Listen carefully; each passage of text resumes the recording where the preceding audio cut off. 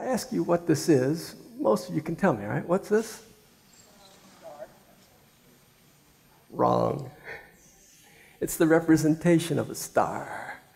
We agree by our social conventions that this is a star, right? But in reality, a star is what? Well, it's that bright thing I point out there with. It's not the finger I point with.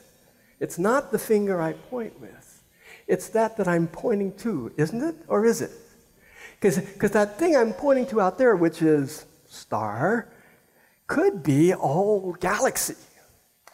It could be a galaxy containing hundreds of billions of stars, because there are hundreds of billions of galaxies out there. So when I'm pointing to a star and saying, hey, Sarah, look, it's a very bright star, is it what exactly is it I'm pointing to? And is it a star because it's a good chance that what I'm pointing to is a point of light that was broadcast toward the Earth 1 billion years ago. And what I'm pointing to could be far, far away from where I'm pointing. And it could be anything.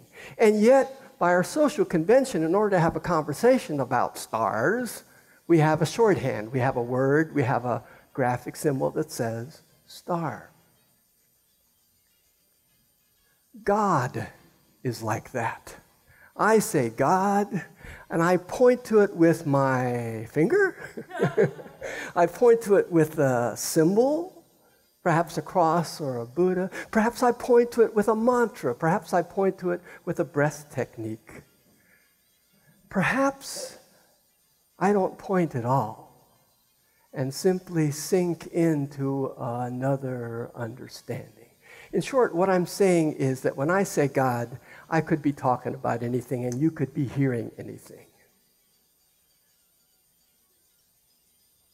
And because we have social conventions around such things, and we seem to like to talk about spirituality and try to figure out what God is,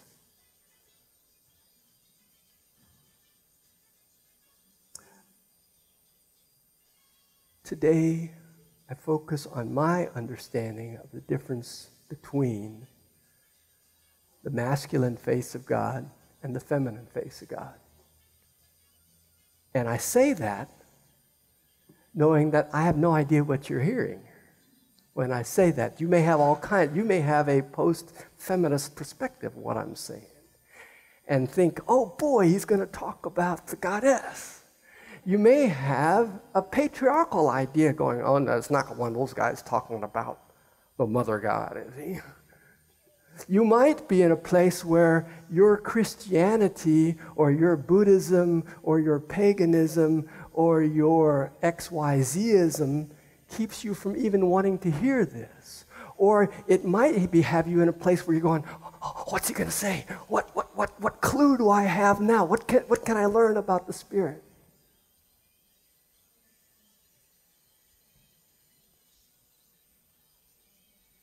What I know for myself is that there is something indefinable that is beyond me. And is beyond definition, is beyond thinking about, is beyond studying. It's source for me. And for me, it's helpful to picture that as light. I, in my practice, can turn within and see light and feel light. And for me, that's source. I don't have to define it any further. I don't have to think about it. I don't have to do nothing with it except be in the presence of that which is source, which for me is the masculine face of God. The feminine face of God for me is that which nurtures me, that which helps me in a moment-to-moment process of living mindfully and fully as much as possible. It is that which flows through me. It is ever unfolding. It is ever nurturing. It is ever saying to me, it's okay, relax, dude. You're taken care of, all is well, all shall be well. That it's It's an ever acting, it's an ever unfolding feminine presence. That's what I do with the masculine, the feminine face of God. What you do with it is what you do with it. But as I understand it, as I practice this process, Source, the divine light, infinite Father, asks me to remember again and again to look outside myself, beyond myself. The feminine says, yo, here, you're good, your body's good, your face is good, you got enough in the bank account. This is how you feed your son, this is how you take care of your wife, this is how you tune your guitar. It's ongoing, it's action, it's nurturing. The masculine, the source simply is. And it asks me to focus outside myself, on something outside myself. Now, how I do it, again, how I do that is how I do that. How you do it is how you do it.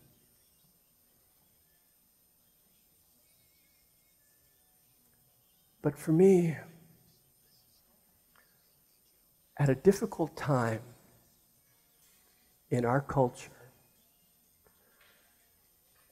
when global warming is very real, we are cooking on this planet, and we're going to have to deal with it. We have forces of hatred and violence which are unstoppable. It doesn't matter how big our missiles get. It doesn't matter how big the security gate is on your subdivision, how many locks you have on your door, how many alarm systems you have on your house and your office. You and I cannot hide from the enemy who wants to get us if they want to get us. Those days are over. Those days are over. And we have to deal with that. We have to let go of our notion that we ourselves can fix the world, can make global warming go away, can make people stop shooting people in Charleston and Boston and San Antonio.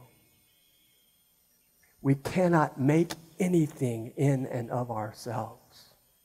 And we are capable of everything as we turn again and again to our source, God, in whatever form we do it, and look outside of ourselves to see that 100 billion galaxies have been unfolding for 14 billion years perfectly without our help. That the tides have been rising and falling on this planet for billions of years. And whole continents have risen and fallen. And this world, the one we're standing on, with all the artwork and all the money and all the forts and all the king's horses and all the king's men, is going to burn up in 5 billion years. Everything on earth will burn up in 5 billion years. And everything we've made and everything we've done on this planet, poof, will disappear into the sun. We now know that. It happens all over the universe. Constantly, planets are being burned up. Suns are being burned up. And we will be burned up in 5 billion years. So we sit around and say, it's all meaningless. There's war and there's global warming and I'm powerless. Well, we can, and many are. Others are responding by stockpiling goods to keep themselves safe. Good luck with that. My response, my personal response, when I hear of the tragedy in Charleston, or in Boston, or in Iraq again, Afghanistan again, or down the street again, is to look outside myself, outside the details of the tragedy, and remember there is a source, there's a divine plan unfolding in the bigness and fullness. And I have a personal practice in which I do that. My new friend Sarah has a particular personal practice that helps her do that in one way. My dear friend Sarah here has a totally different practice Totally different. I'm guessing that your two practices look nothing alike. And yet they're exactly the same. To the extent that I know you, to the extent I know myself, to the extent that I know Zed, or Mari, or Ellen, I know that each one of us turns again and again to something outside of us. I'm not telling you anything new. I'm here just encouraging us to remember over and over when we're confronted with tragedy and smallness and anger and violence and environmental devastation to say yes to it, yes. Don't need to deny it, don't need to pretend it's not there, but to turn also, be willing to turn and look outside of ourselves to Source and look inside of ourselves where Source is indwelling. As the feminine face, as the Christ within, as the Buddha within. Again, these are just words, and you can trip all over yourself with the words, trying to define which star is the right star, which way is the right way, which path is the right path. Or you can simply come into the silence, each in her own way, each according to his own understanding, and align with Source, and trust that all is well, and all shall be well. In all manner of things shall be well.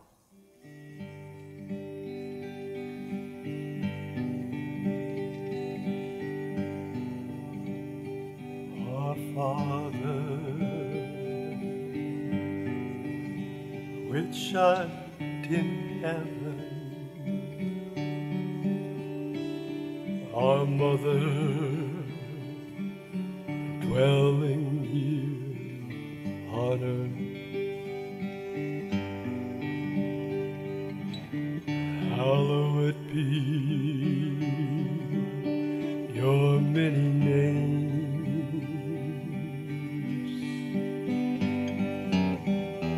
Knowing we're one, your will be done through us today and forever.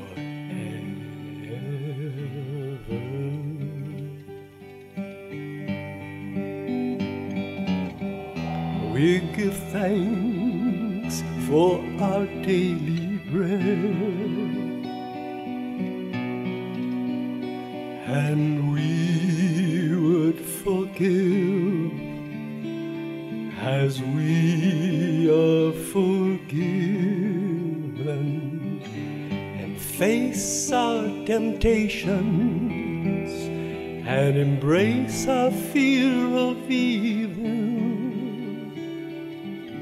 For love is the power, and this is the story unfolding forever.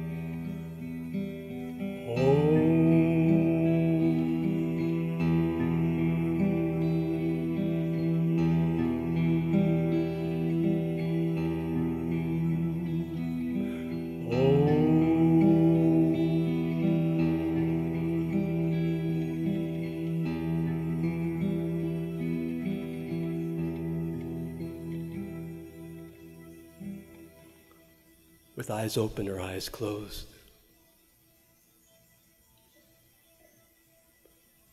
turning inward to the higher power of your understanding.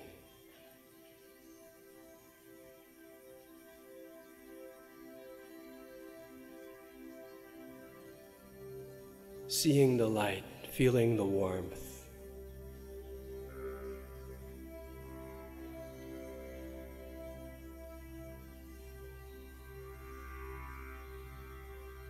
come to a place of letting go. Letting go of your need to be in control.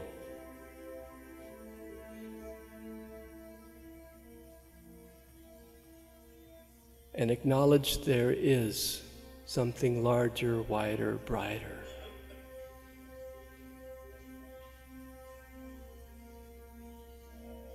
Which is present,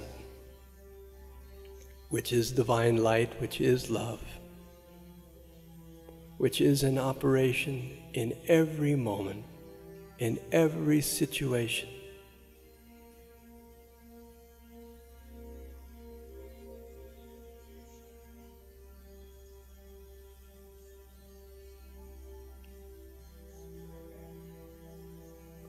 And from this place of peace, power, and possibility,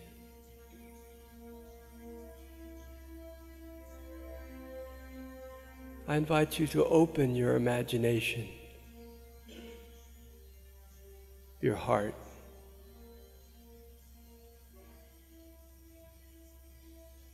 to enter into the innermost chamber.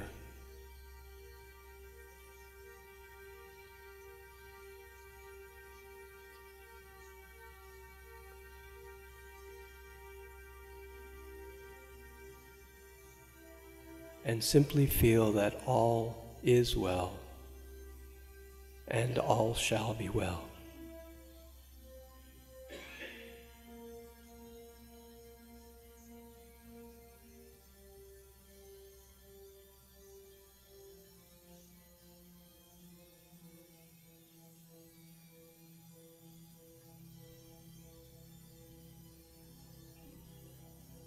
And from this place of peace, power, and possibility, would you open to embrace those who are hurting and challenged,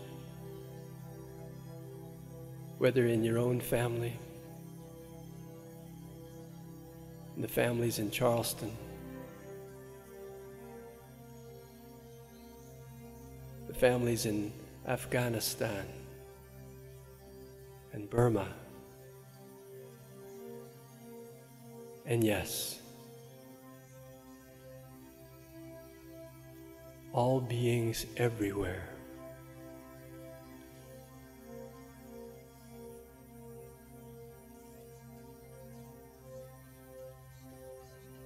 Make room to embrace that suffering with an open heart and an open mind, sending forth compassion and blessing to all. Knowing that even as you do so, you're embracing your own suffering and sending forth compassion to yourself. For there is but one of us. We are one.